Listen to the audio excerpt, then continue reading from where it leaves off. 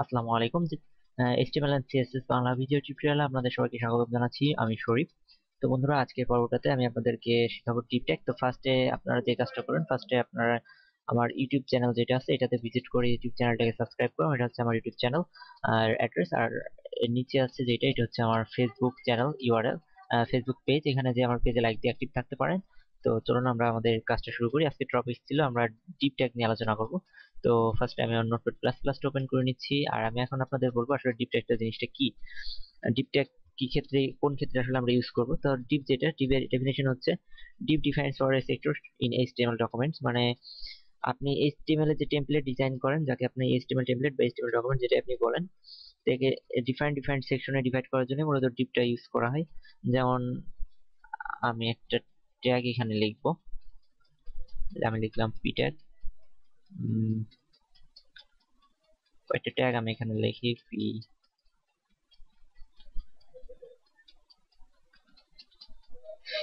আচ্ছা, এরকম ভাবে কন্ট্রোলস জি। আচ্ছা, তো এখানে যাই হোক এই কটা ট্যাগ আমি লিখছি।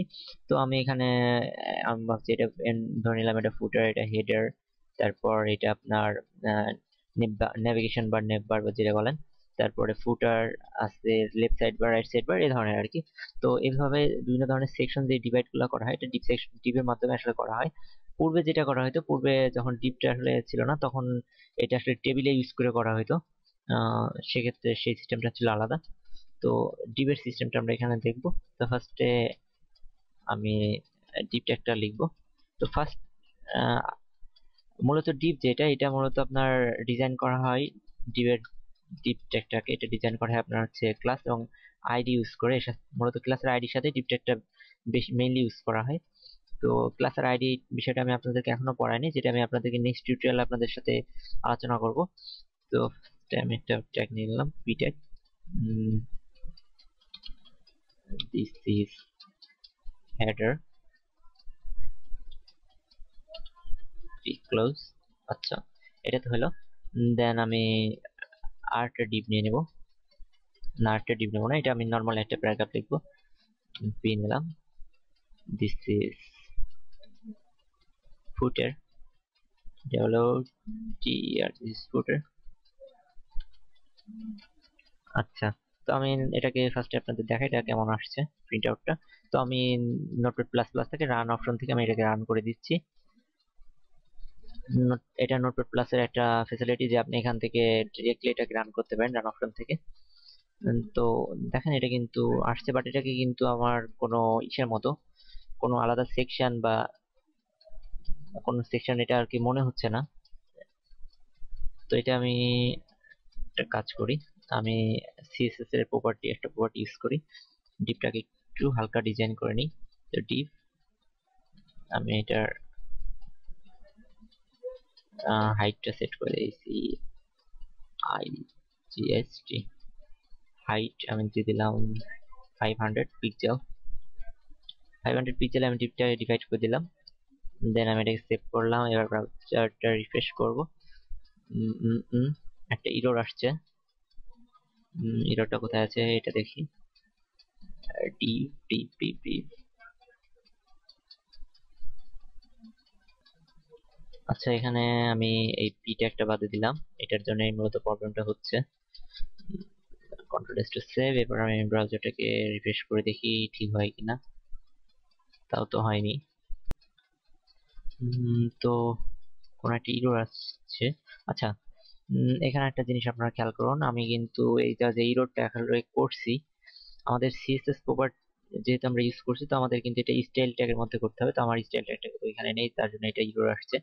STYLE style. আমি স্টাইলের টাইপটা দিব, টাইপ হচ্ছে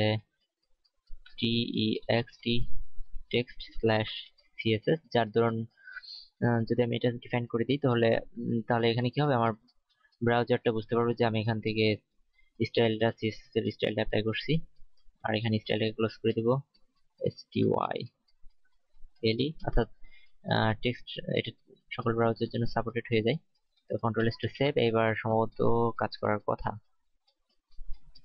দিস ইজ হেডার। আর এইখানে আমি পি ট্যাগটাকে আবার ইউজ করব। পি, আমি প্রথমে ভাবছিলাম হয়তো এখানটাতেই প্রবলেম করছে, বাট এখানটাতে প্রবলেম ছিল না, প্রবলেম অন্য জায়গায় ছিল, যেটা আমি আসলে ধরতে পারিনি এই সময়টাতে। পি ক্লোজ, দেন সেভ।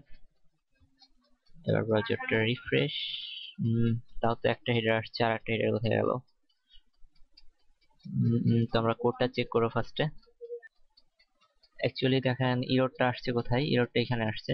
আমরা টেক্সট স্ল্যাশ সিএসএস লিখছি, বাট এটা আমার ইনভার্টেড কমার মধ্যে লিখতে হবে, যেটা আমি একটা বড় সড়ো ইরর করে ফেলছি, যার দরুন আমার ব্রাউজারটা বুঝতে পারছেন আমি কি করতেছি। আচ্ছা, এবার এটাকে কন্ট্রোল এস সেভ দিলাম, দেন আমার ব্রাউজারটা রান রিফ্রেশ করব। তাও তো আসছে না। পিওয়াইপি টাইপ টেক্সট স্ল্যাশ। আচ্ছা, এখানে একটা জিনিস খেয়াল করেন আপনারা, এখানে কিন্তু সবকিছুই ঠিক আছে, বাট ইরর যেটা আসছে এটা কি হয়েছে আপনাদেরকে একটু দেখাই। দেখেন আর পেজটাই দেখাচ্ছে যে একটা আসছে, আর পেজটা জুম করা আছে, যার দরুন এটা নিচে চলে গেছে।